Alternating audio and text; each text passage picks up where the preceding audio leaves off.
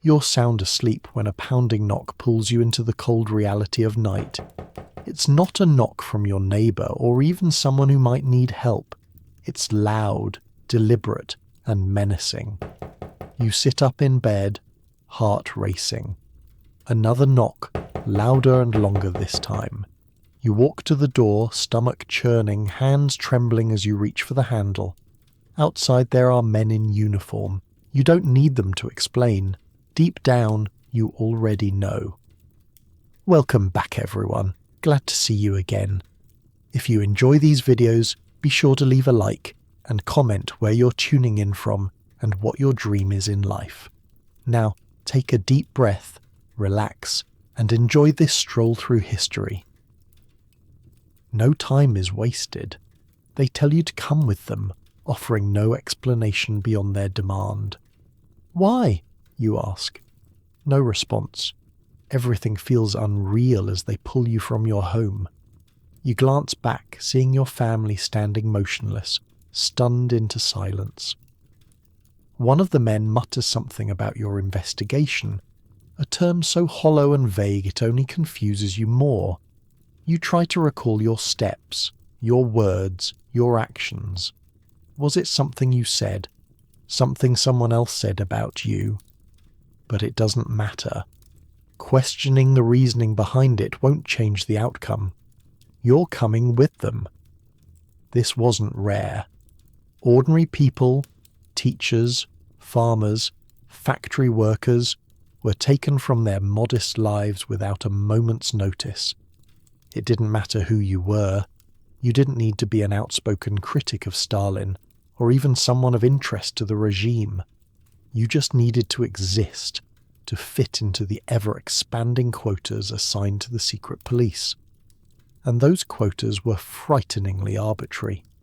For some NKVD officers, their monthly goal could demand 10 arrests. For others, it could mean 100. It didn't matter if those arrested were innocent. Take, for example, Raisa Orlova. She was just a university student when she heard the dreaded knock at her door. Her father was an engineer, her mother taught piano. Neither of them had ever been political. Their lives revolved around work and family dinners. Yet one night, when Raisa was barely out of her teens, her father was taken. His crime, none was ever given. Another man, Nikolai Fedorov, was a schoolteacher who spent his free time helping neighbours repair farm tools. He was arrested on charges of counter-revolutionary activity. What did that mean for Nikolai? Not even he knew. It could have been anything, from an idle joke overheard in the marketplace to a petty grudge someone decided to settle by denouncing him. Families never received clarification. Once you left with the NKVD, it was as if you had disappeared into thin air.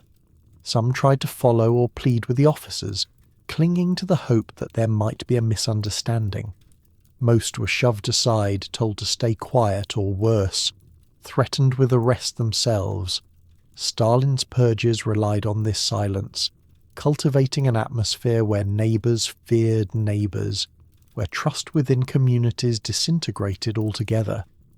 Even if you weren't the one being arrested, the shadow that lingered after watching someone else get dragged off, sometimes mere feet from their families, was enough to haunt you. And then there were the children.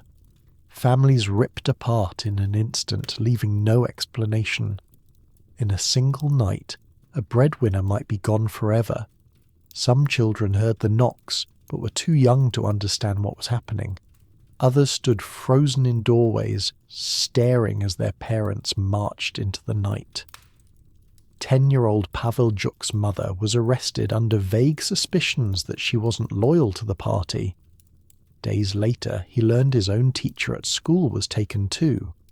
The message was clear. Nobody was safe. Not your parent, not an authority figure, not even yourself. The chaos extended beyond the individual arrests. Once taken, victims were often force-marched to nearby trucks waiting to haul them off to detention centres. No one told them where they were being taken or why.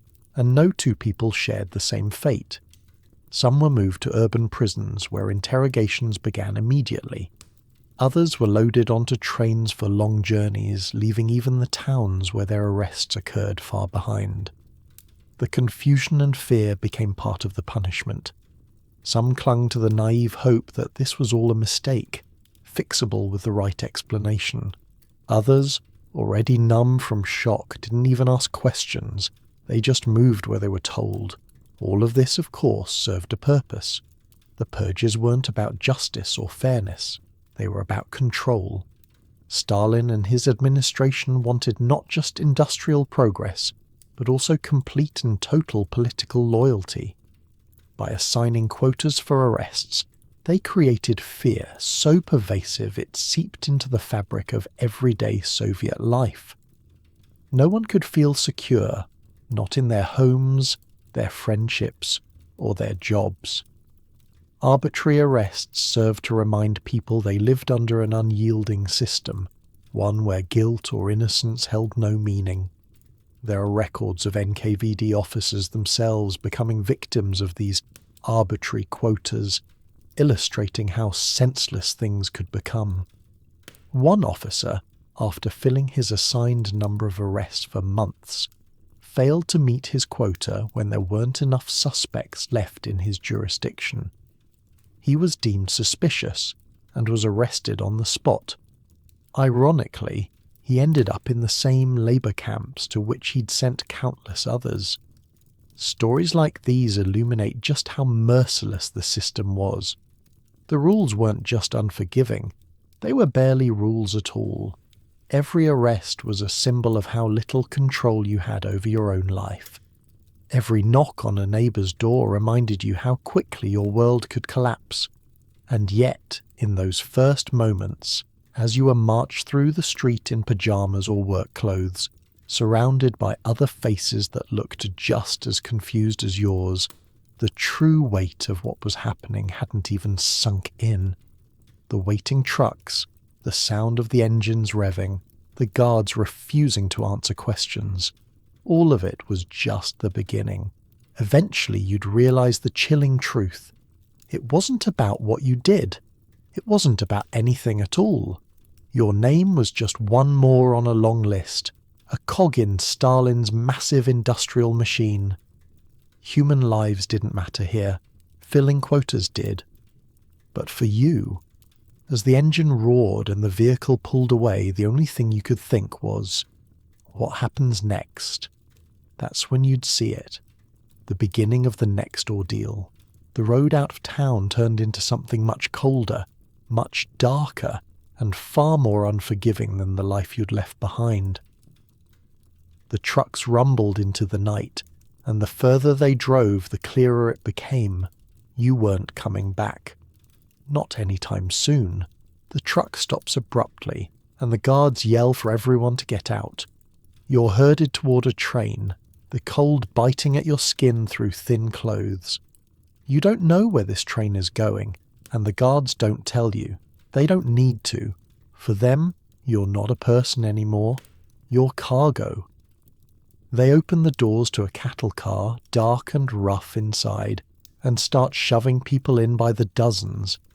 It doesn't take long to realize there's no room to sit properly. 60, maybe 70 people are packed into this single car, some clutching a bundle of belongings, others carrying nothing more than the shock of what's happening to them. The stench hits you first. Sweat, unwashed bodies, and the faint metallic odour of blood from someone's split lip. There are no windows, no ventilation. What little air there is feels heavy, making it harder to breathe with each passing minute. You wonder why the guards didn't cattle brand you, just to finish the metaphor. Hours pass. The train jolts forward, and people lose their balance, falling into one another. Voices rise, some shouting for space, others crying out in pain. But whatever hope there is for order dissolves quickly inside this dark, rolling chaos. It's freezing. Yet the overcrowding means some parts of your body are pressed so tightly against others you can barely feel the cold. For those wedged near the walls, the icy metal seeps into their skin like stabbing needles. Outside you hear the wind, but in here it's muffled beneath the hum of the wheels on the tracks and the ragged breathing of dozens of broken people. The sickest among you sink to the floor first. They try to hide it. The coughing, the shaking, but soon their weakness becomes everyone's problem. With no toilets, no running water, and no way to clean anything up, the floor becomes a hazardous stew. The smell is choking, and the dampness clings to the soles of your feet. Rats scurry near the edges of the car, bold enough to creep out from the corners in search of scraps. A woman screams when one crawls up her ankle. That scream gets absorbed into the chorus of misery, as if it's just another sound among many. No food, no water, no way to know if it'll even be offered eventually. The human body can survive without food for weeks, but water, maybe a few days. That knowledge presses on you with every dry swallow and cracked lip. Your throat feels lined with sandpaper, and the cold only seems to make it worse. Beside you, a man clutches his chest, wheezing in short bursts. He won't last long, and you doubt he's the only one. The guards don't care if you survive this journey. They only care about fitting as many bodies as possible into the camps. If a few of you die along the way, it's simpler for them. Survivors of these journeys later describe them as hell on wheels. One prisoner wrote that it wasn't just the conditions tearing people apart, it was the hopelessness. The slow realization that there wasn't a destination that could be worse than this. And yet, there wasn't any rescue waiting for you at the end either. Another survivor described passing out from heat exhaustion during the summer. Cattle cars became ovens in the heat, and waking up to find the person beside him had died during the night. He wasn't sure if dehydration killed them, or if they'd simply given up. If disease hadn't already begun to spread before you boarded the car, it would start here. There were too many of you packed into too little space, sharing the same filthy air. If one person sneezed, soon a dozen others would be coughing. Escaping it wasn't possible. The guards weren't going to intervene. In fact, the design of this entire system seemed built to punish you before you even stepped foot into the camps themselves. And then there was the disorientation, the complete lack of control over time or space. You try to guess how long you've been on this train, only to realize that time has stopped existing in any meaningful way. Without daylight, without regular meals or clear breaks from the chaos around you, the hours blur together. Days, they lose their meaning.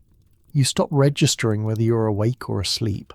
The train stops occasionally, metal screeching as guards bark orders. Sometimes they force people off, separating them from the group entirely. You don't know if they're being diverted to a closer location or something worse, and no one dares ask.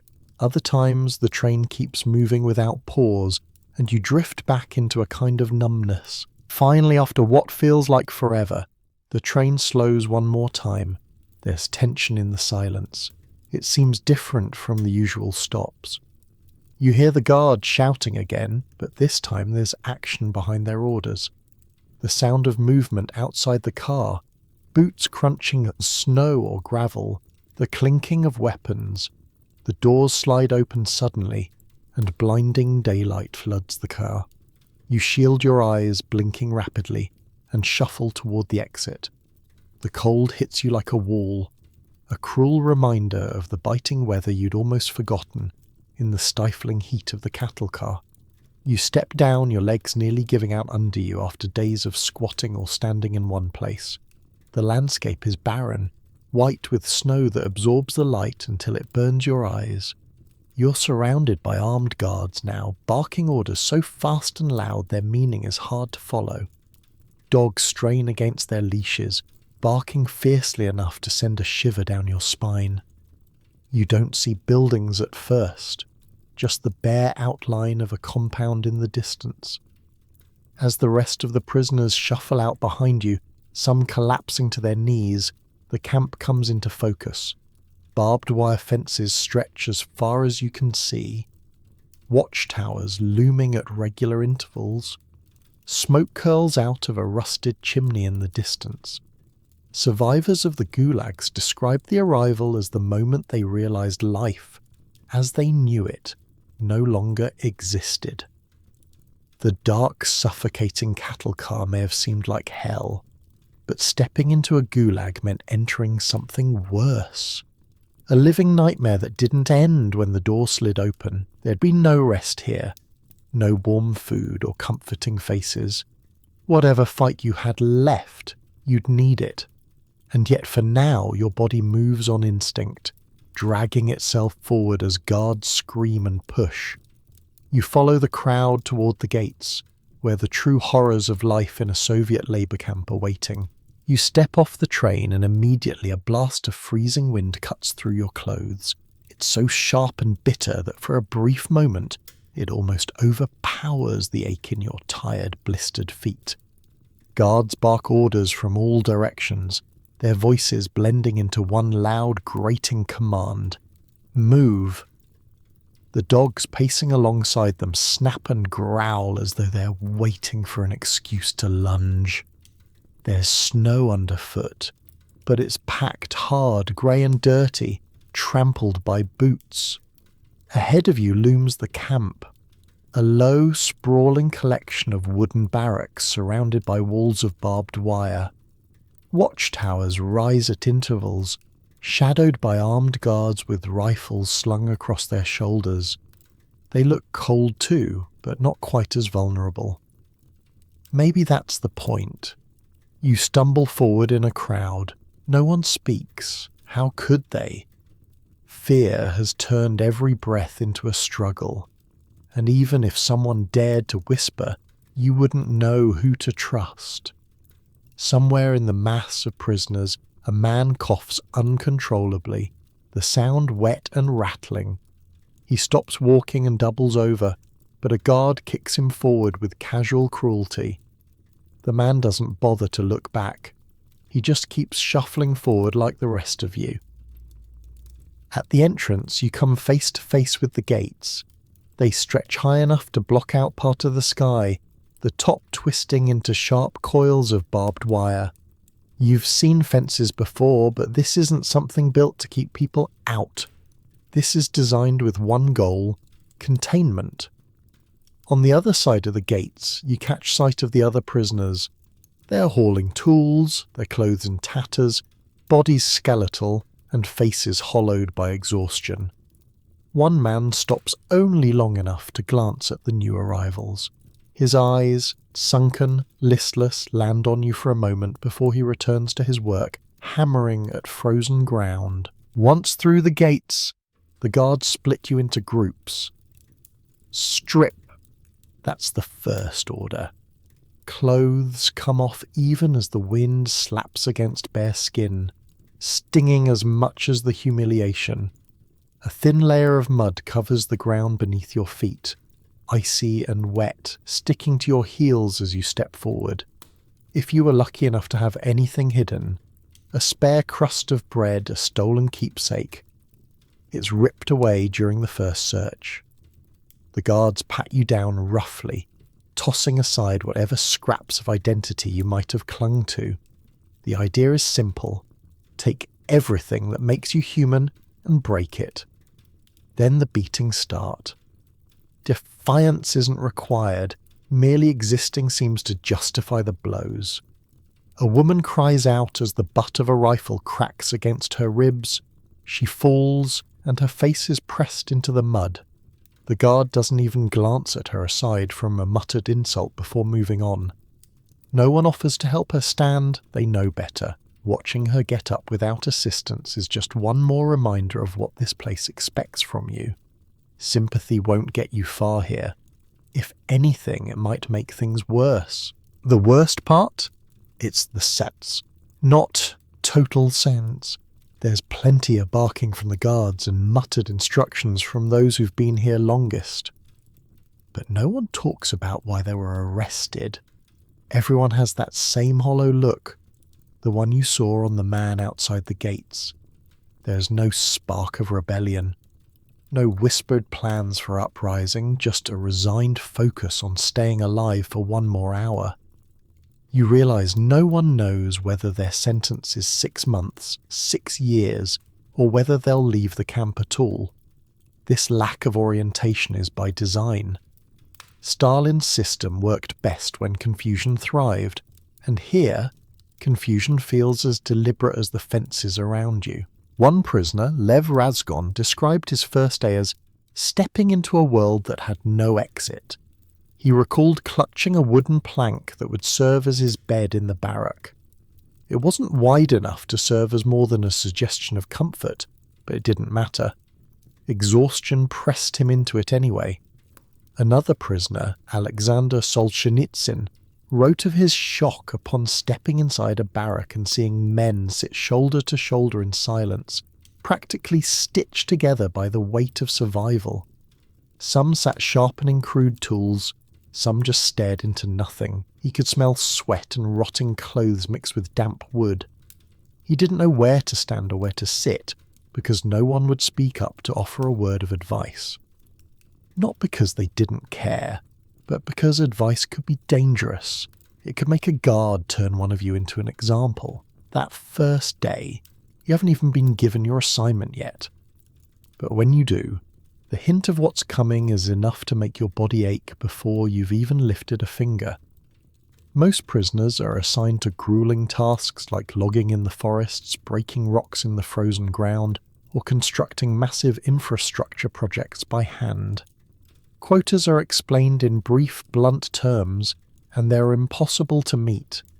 And when you inevitably fail, the consequences teach you quickly that the point isn't production, it's control. This isn't a prison. A prison implies an end, a structure, some path to release or even redemption. You're beginning to understand that this is something else.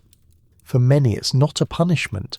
It's a death sentence, just drawn out over weeks, months, or even years. By nightfall, as the guards shove you into a barrack crammed with strangers and rats, the realization sinks in.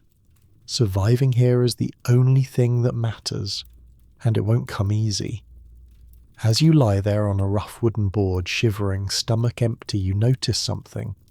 Though the day is over, the entire camp feels alive. Clinking chains, barking orders, muffled coughs, and there's no sign it'll ever stop. The sun isn't up yet, but you are. The guards made sure of that. They're shouting, cutting through the barracks before your body even begins to thaw from the frigid night. Your stomach growls as you're handed a chunk of bread so small and hard it feels more like a stone than food. This isn't breakfast. It's fuel rationed out to barely sustain the back-breaking day ahead. Before you've even taken your last bite, you're ordered outside into the biting cold and handed a rusty pickaxe. Dig, they tell you, pointing at a patch of frozen ground. The metal is unforgiving in your grip. The frost fused to it so thoroughly that within minutes your hands burn. You swing it down, the first strike sending a jolt of pain up your arm as the pickaxe bounces off the ground that's as frozen as concrete. You glance around at the others, but no one hesitates. They are digging like their lives depend on it, and that's because they do. Work in the gulags wasn't designed to be achievable, it was designed to crush you. If it wasn't digging ditches, it was hauling rocks, felling massive trees in snow-laden forests, or constructing towering buildings day and night. The labour didn't require skill, it required survival. 12, sometimes 14 hours of swinging tools, hauling timber, or carving stone out of cliffs with nothing more than your own raw strength. If you collapsed, if your hands blistered so badly you couldn't hold your tools anymore, or if frostbite took away the feeling in your fingers, it didn't matter. The guards stood nearby, rifles slung over their shoulders, ready to punish anyone who fell behind. But it wasn't just the brutality of the work, it was the impossibility of it. Each prisoner was given a quota, an amount of work that needed to be completed, no matter how grueling. For you, it might mean digging 10 cubic meters of soil per day or felling a dozen trees while knee-deep in snow. And these quotas weren't just unreasonable, they were unreachable.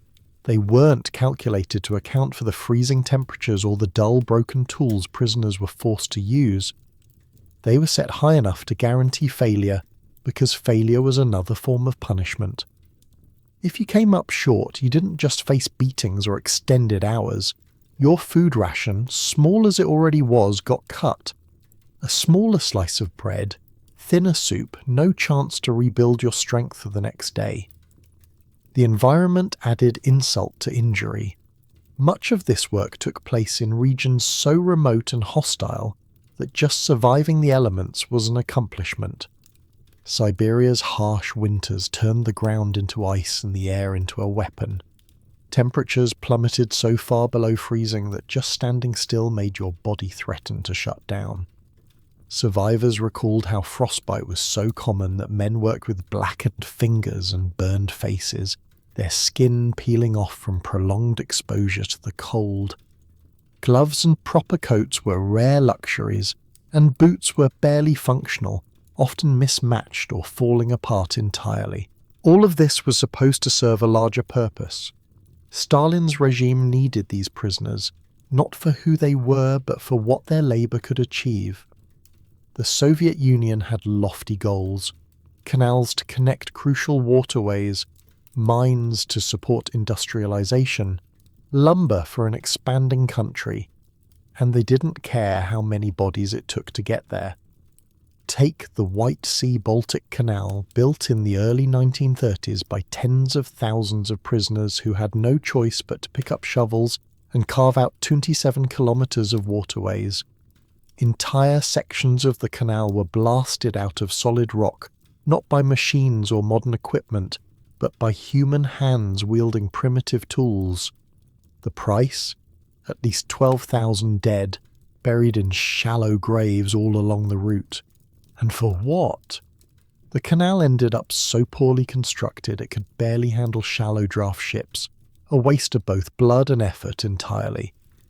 The guards, of course, didn't care if you recognized the futility of your work. Laziness, or even the appearance of laziness, earned you a swift punishment. Prisoners who collapsed on the job were labelled as idlers and dragged off beaten or worse.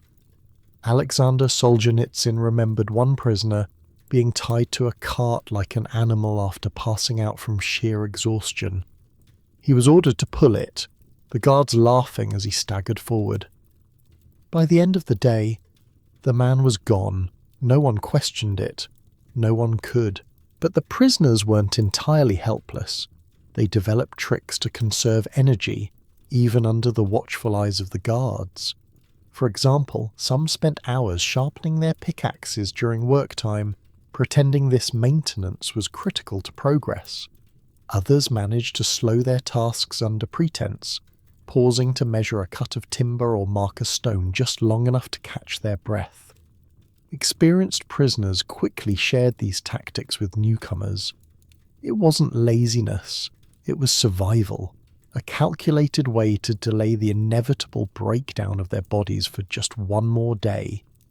Even so, not everyone could keep up, no matter their efforts.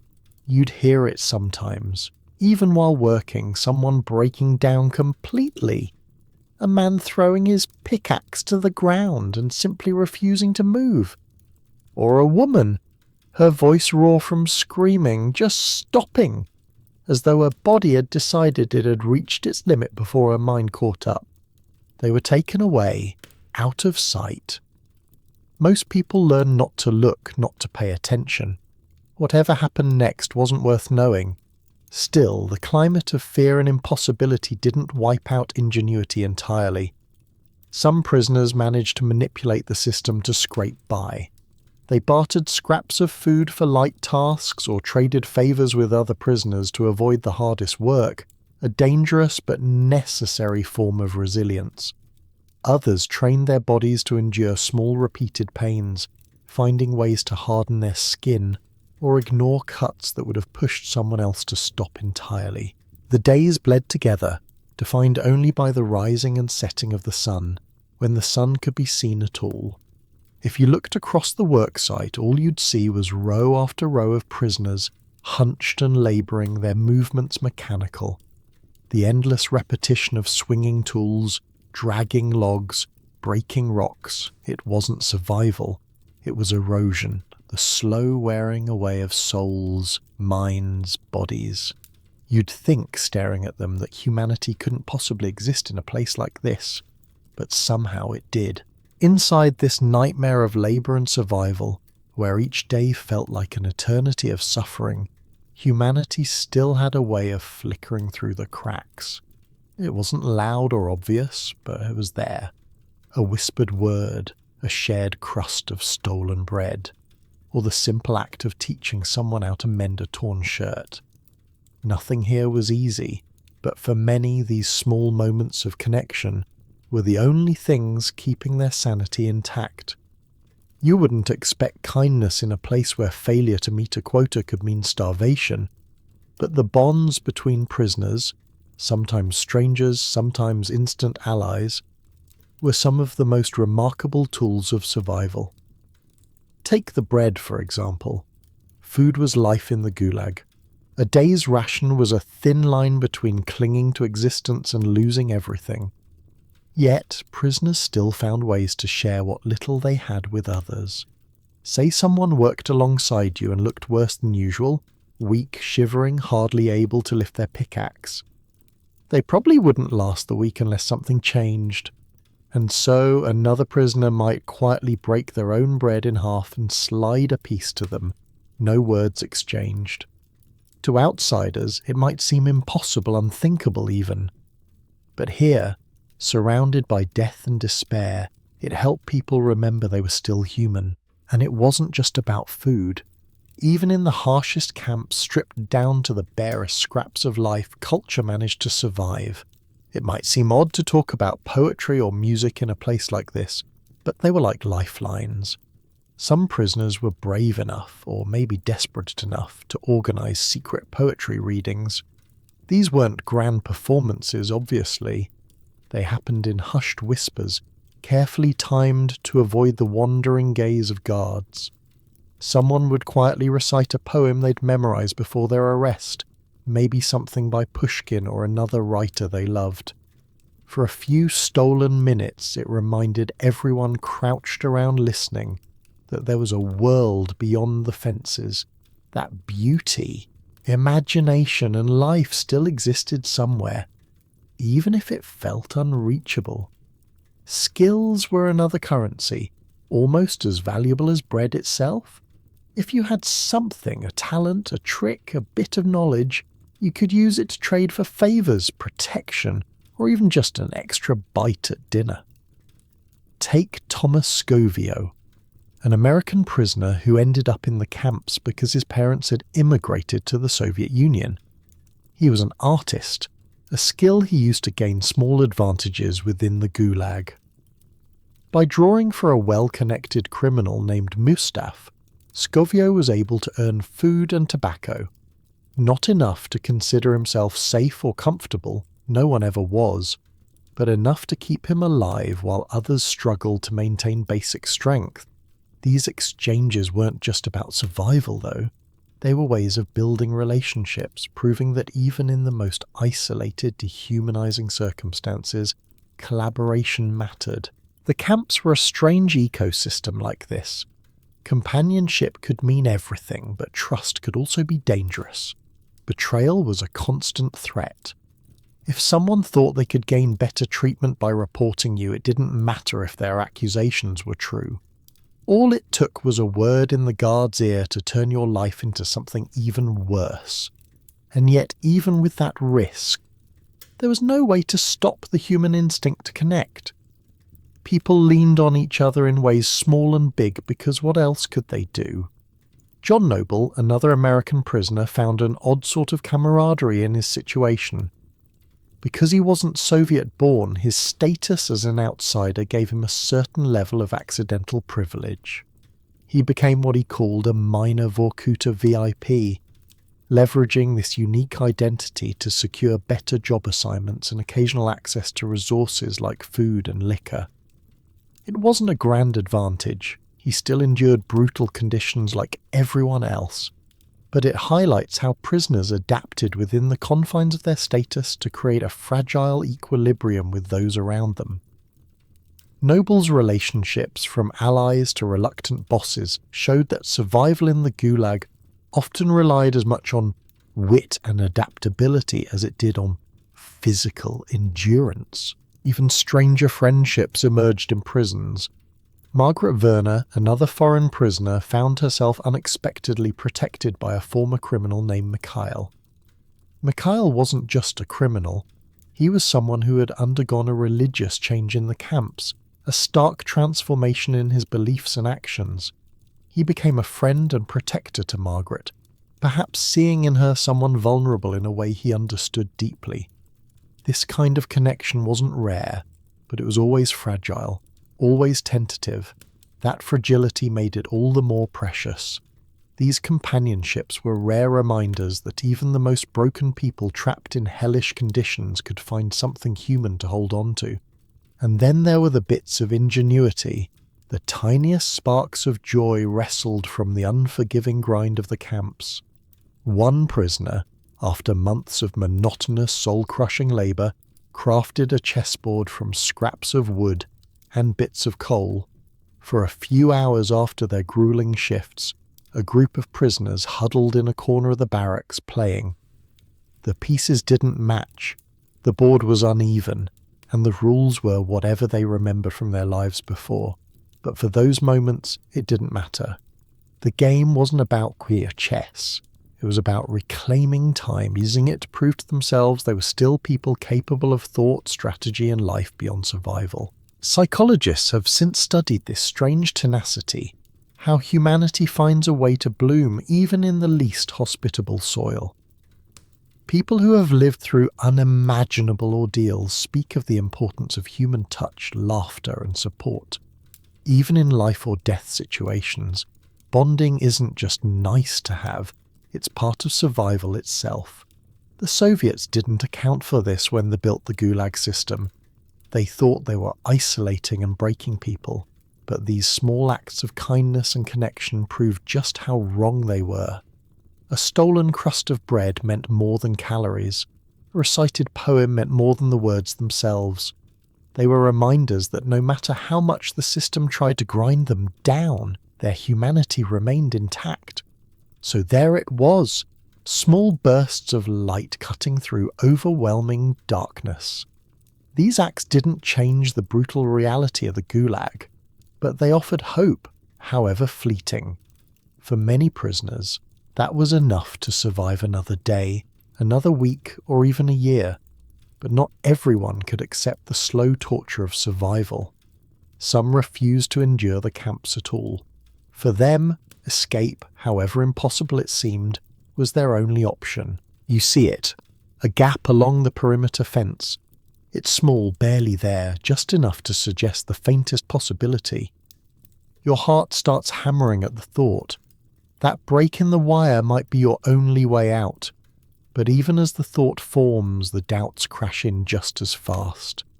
The risk isn't just high, it's impossible to ignore.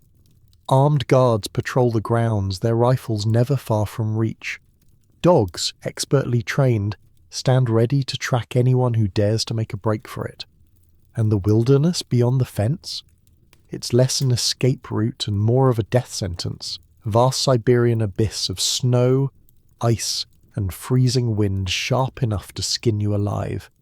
But still, you keep looking at that gap because staying here means something worse than death. It means vanishing piece by piece, day after day, until there's nothing left of you. The idea of escaping isn't a sudden one. It's been there since your first day in the camp. Any prisoner would understand that instinct.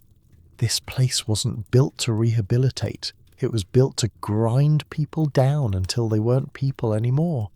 And for some, the only way to fight back was to leave, to gamble everything on the slimmest chance of freedom, no matter the cost.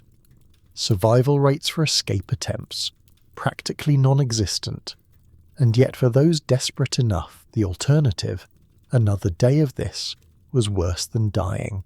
The challenges were staggering. The camps were deliberately placed in the most remote, inhospitable regions of the Soviet Union, and the wilderness around them became an extension of the walls. It's not just the distance you'd have to cover, tens, sometimes hundreds of miles. It's what's waiting for you out there. The freezing temperatures, the wild animals, the lack of food or water, not to mention the sheer physical exhaustion from walking untreated terrain for days on end. Your body would already be weak, starved and battered from the camp's daily grind, and here you'd be asking it to perform a miracle. Take Vasily Kovalyov, for example. He and 2 other prisoners spent 5 months hiding in a freezing mine beneath the camp, planning and scheming for their chance to escape. Hiding that long required unthinkable endurance. They survived by eating wood shavings, toying with starvation, in a way that actually made the camp rations seem luxurious. When they finally emerged, the months under sound had left their bodies ravaged. They were half blind, staggering shadows of their former selves. And still, they thought freedom might be worth reaching for. It didn't matter in the end. They were recaptured almost immediately. Their plans, their sacrifice, everything they endured for that one sliver of hope, all of it came crashing down in the brutal reality of the Gulag. And then, of course, there was the punishment. If you tried to escape and failed, what awaited you was worse than the initial imprisonment. After being caught, Vasily was beaten savagely by guards. At one point, they unleashed a massive sheepdog on him, letting it tear into him with nothing to stop it. In that moment, trapped under the jaws of the dog, Vasily fought back. He killed it, a desperate, primal act of survival in a system built to crush that very instinct. He lived, if you can call it that, but what followed was a new level of suffering. Escape wasn't just failure. It was a reminder to every other prisoner of what daring to hope might cost them. And yet sometimes the calculations led to success, though these stories are rare and carry their own share of questions. One of the most famous accounts of escape is that of Sławomir Rawicz, a Polish officer imprisoned in a labour camp in Yakutsk. Along with 6 other men, Rawicz planned and executed what is now one of the most legendary escape attempts in history. The group didn't just break out of the camp, they trekked thousands of miles across Siberia, eventually crossing the Himalayas and reaching freedom in India. The journey tested every limit imaginable, pushing them to endure freezing landscapes, near starvation, and the crushing physical toll of constant walking without supplies. Some historians have debated aspects of Rawicz's story over the years, questioning details of the escape, but the essence of the tale remains the same, the notion of risking everything for a glimmer of autonomy. For most, the wilderness itself proved deadlier than the guards and dogs left behind. The Siberian taiga acted like a second Gulag, where the snow came down heavy enough to obscure paths, the biting wind froze exposed skin within minutes, and predators lurked unseen just beyond the tree line. Starvation could set in quickly if escapees didn't prepare well. But preparation itself was dangerous. Stockpile food, and the guards might notice, hoard warm clothes, and someone might report you in exchange for favours. Even death couldn't guarantee freedom. Snow-buried escapees who succumbed to the cold or exhaustion, their bodies blending into the landscape like they'd never existed at all. But prisoners didn't just wander aimlessly when they escaped. Many escapees spent weeks, even months, quietly observing guards and figuring out patrol schedules. They made maps as best they could, on scraps of wood, folded fabric, or even etched into walls. They memorized the routines of workers outside the fences, delivery routes, supply runs, anything that could provide an opening. Some tried disguises, blending in with passing civilians, though it was never long before word reached the nearest town that an escapee was on the loose. Villagers, frightened by the NKVD, were quick to report suspicious, ragged strangers in their midst. For every successful attempt, there were countless others that ended in failure before they even began. A prisoner named Azari Plazetsky once described the psychological toll of imagining an escape. It wasn't the planning or the physical strain that got to him. It was the constant questions, the terrifying math he had to do in his head. What if he survived the guards and the wilderness, only to be caught in some far-off village and dragged back? What if he collapsed from exhaustion 3 days out, and no one even found his body? What if he starved to death somewhere along the way, with his last memory being the overwhelming silence of the frozen woods? Those questions were enough to break most would-be escapees before they even traced their first step toward the fence. And yet, despite the risks, despite the horrors laid down as examples by the guards, prisoners kept trying, not for guarantees but for the sheer unshakable possibility of life outside the Gulag. Whether it ended in success or tragedy, every attempt was a defiance of Stalin's machinery, proof that even in the bleakest conditions, some flicker of hope could remain alive. But not every story was about rebellion or escape. Some prisoners stayed, enduring what seemed unendurable, and the question remains, how did they survive when others couldn't? What happened to those who were left behind? You've seen the weak among you fall behind during work.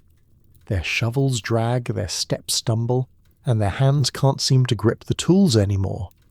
At first you might glance their way, taking in the grey of their skin or the hollow look in their eyes. But eventually you stop looking, not because you don't care, because it's too much to bear. You know what happens next. They'll simply stop.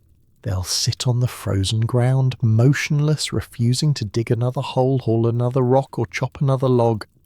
And once they sit, they never get back up. Starvation, disease, exhaustion, all of it worked as a slow, crushing hand squeezing the life out of the prisoners over days, weeks, months.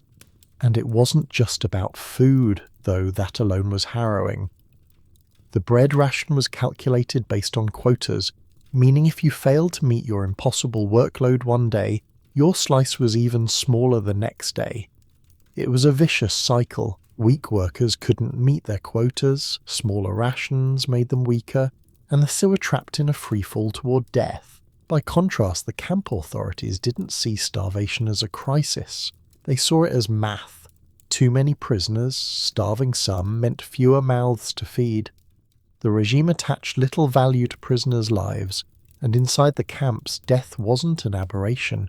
It was an expectation. Disease added its own body count.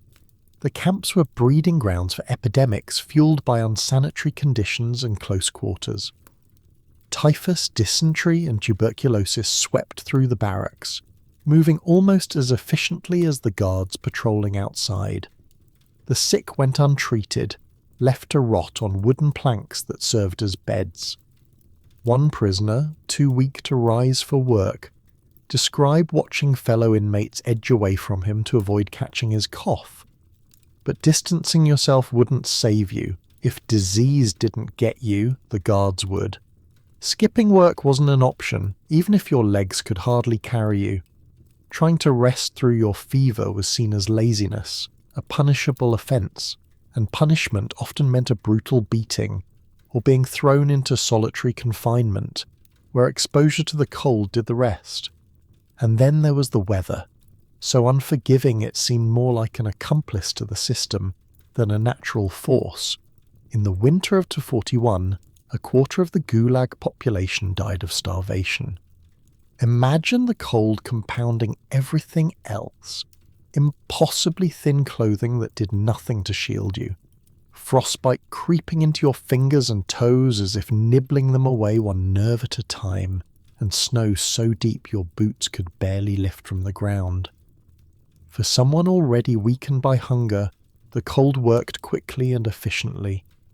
Guards liked to post quotas that required hours of outdoor work, knowing full well that prolonged exposure to Siberia's winter alone could kill without them ever having to fire a bullet. When death did come, though, it often wasn't quick. It came in pieces. Prisoners spoke of a visible transformation, the way someone would grow quieter, slower, until they stopped responding altogether.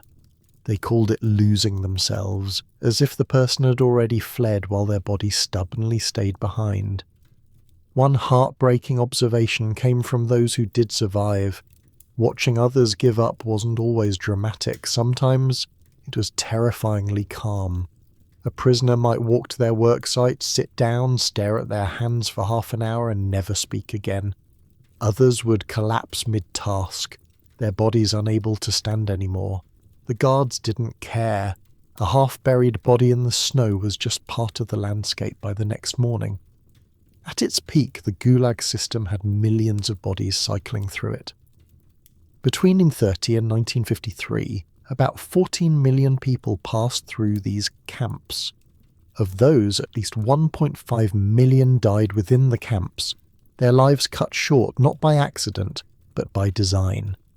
Even these numbers might be understated, as records became fuzzy, manipulated, or incomplete over time. The year 1942 was particularly grim, with records showing that famine conditions killed hundreds of thousands. Food meant for prisoners had either been redirected toward the Soviet war machine or simply didn't arrive at all.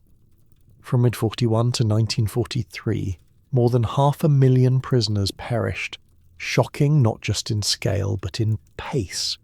Those years alone account for nearly half the known deaths of the entire Gulag system. Forced labour camps didn't just work prisoners to death, they made death routine. The camp administration didn't view deaths as failures, they saw them as inevitable costs to achieving their ambitions. If a worksite needed more workers, there was no attempt to treat or protect the labourers already there. The logic was simply to get more prisoners, call it a revolving door of suffering. Managers were incentivized to either meet their extraction quotas or explain the shortfall. And the loss of workers? That was no excuse. It was their job to wring every last ounce of productivity from the workforce, leaving health and humanity at the gate. But even in a place where death was constant, prisoners found ways to honour the lives lost, if only in small fleeting moments. Burials, for instance, were rare but sacred. Some prisoners worked secretly to dig shallow graves for their fallen comrades, marking the space with modest crosses made from sticks. These gestures could result in severe punishment if discovered. Time spent burying the dead wasn't considered productive. Still, many felt it was necessary. A last attempt to bring dignity to lives stripped bare of it. Others shared meagre moments of mourning. A short prayer whispered by a devout prisoner, or a simple nod of acknowledgement could mean all the difference. Sometimes survival itself felt like betrayal. You couldn't help but wonder why your body hadn't failed when others had. What made it possible for you to keep swinging that pickaxe another day, while someone just feet away collapsed and never stood back up? Survivors rarely described escaping the camps entirely unscathed. They carried guilt and regret for the rest of their lives, a heaviness that came from knowing so many others had fallen. And yet these survivors are essential to understanding the Gulag. Their stories, the brutal truths they brought back from a place so bleak it feels unreal, tell us more about resilience than death itself. Whether they held on out of defiance, out of hope, or even just out of a primal instinct to keep breathing, their presence reminds us that endurance was possible, no matter how unimaginable. The legacy of what they endured doesn't just live in the statistics of mortality, it lives in their words and in the shared responsibility to remember what happened.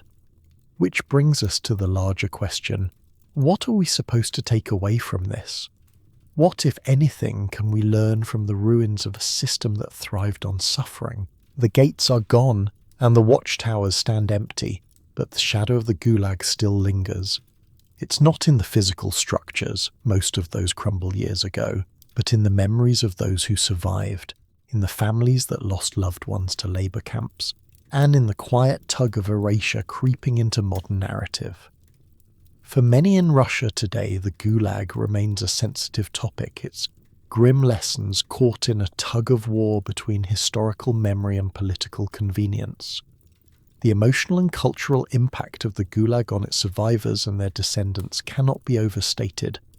Those who made it through returned to society forever changed, often malnourished, mentally scarred and aged far beyond their years. Even decades later, many were hesitant to speak of their experiences, fearing renewed persecution or simply reliving the traumas of their captivity. But for some, silence wasn't an option.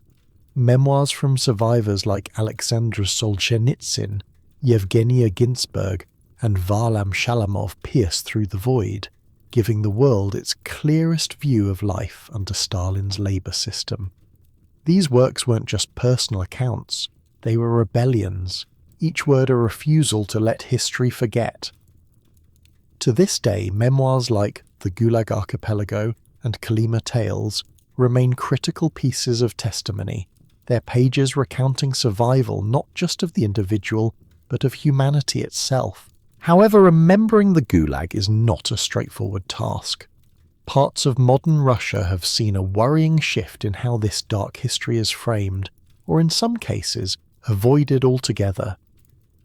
In the late 2000s, changes were made to places like the Perm 36 Memorial in Solovki, which once stood as stark reminders of Soviet repression. Adjustments to exhibitions, language, and messaging suggested a shift towards softening the narrative. These updated depictions often downplay the brutality of the camps, focusing instead on the productivity of Soviet industrial goals or the context of wartime necessities.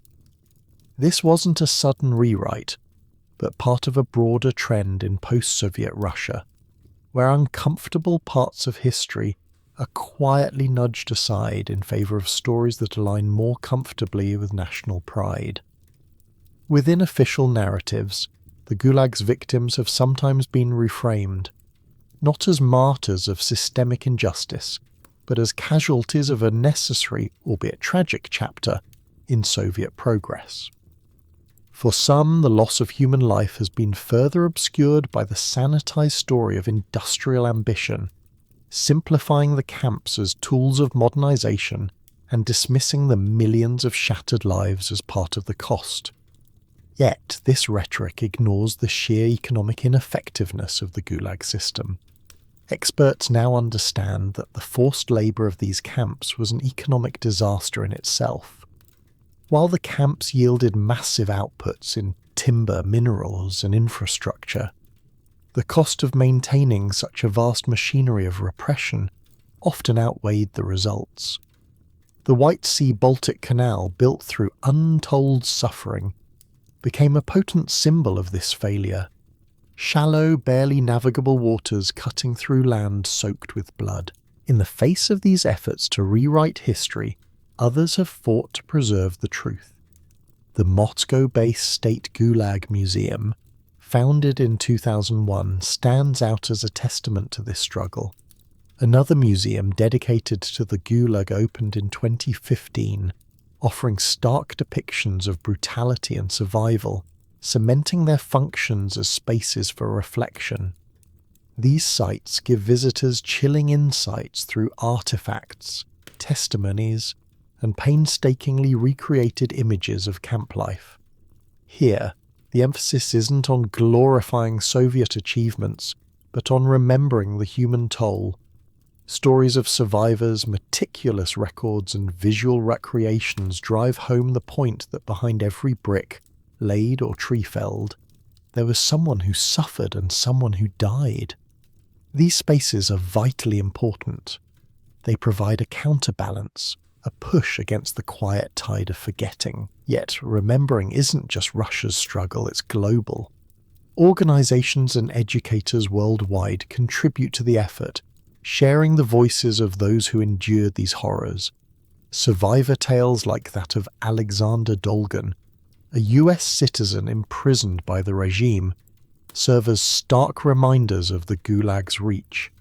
Dolgan's account is particularly chilling. It shows that the system didn't confine itself to Soviet citizens. When Dolgan was arrested, thousands of miles from his birthplace, it illuminated a grim truth about the Soviet state. No one, not even foreign nationals, was beyond their grasp. His harrowing imprisonment was not just an attack on an individual, but on the idea that anyone, anywhere could be safe from the shadow of arbitrary power. There's also the reality of numbers, which remain hotly debated. Western scholars estimate 1.2 to 1.7 million deaths in the camps between 1918 and 1956, a staggering figure. Yet others believe the number is far higher, possibly surpassing 2.7 million or even 6 million. This discrepancy is less about simple disagreements and more about the fractured nature of history itself. Stalin's regime excelled at controlling narratives, destroying records and silencing witnesses. Those vast, frozen graveyards aren't just reminders of suffering. They're gaps in collective memory where entire stories vanished without trace. The camps may be physically gone, but their legacy weaves itself into Russian culture in subtle ways. Terms and phrases born in the barracks entered the language, and the gritty, survivalist humour of those years became part of Russian folklore. Art, literature, and film continue to grapple with what it meant to survive this system, carrying its shadows into modern storytelling. Even today, this cultural inheritance shapes how people view resilience, defiance, and identity in a country where the past often looms as large as the present. But perhaps the most profound impact lies in the resilience of those who endured. Survivors built lives from the wreckage, raised families, and told their stories. Their courage ensured that even if the Gulag's walls crumbled, the truth would not vanish beside them. The memoirs, museums, and brave acts of remembrance exist not just to condemn the regime, but to honour the human spirit, to show that even in the face of unimaginable cruelty, people refuse to lose their humanity. So why should any of this matter today? Because remembering the Gulag means understanding the cost of repression, the price of unchecked power, and the resilience required to resist it. Forgetting this history, revising it, or dismissing it as a relic of a bygone era risks repeating its mistakes. The present may feel far from the bitter cold and barbed wire of Stalin's camps, but the lessons they offer are timeless. As you think back on those freezing barracks, those desperate escape attempts, and the brief moments of human kindness breaking through the nightmare, one thing becomes clear. Remembering isn't just about the past. It's about how we live now. Think about your day.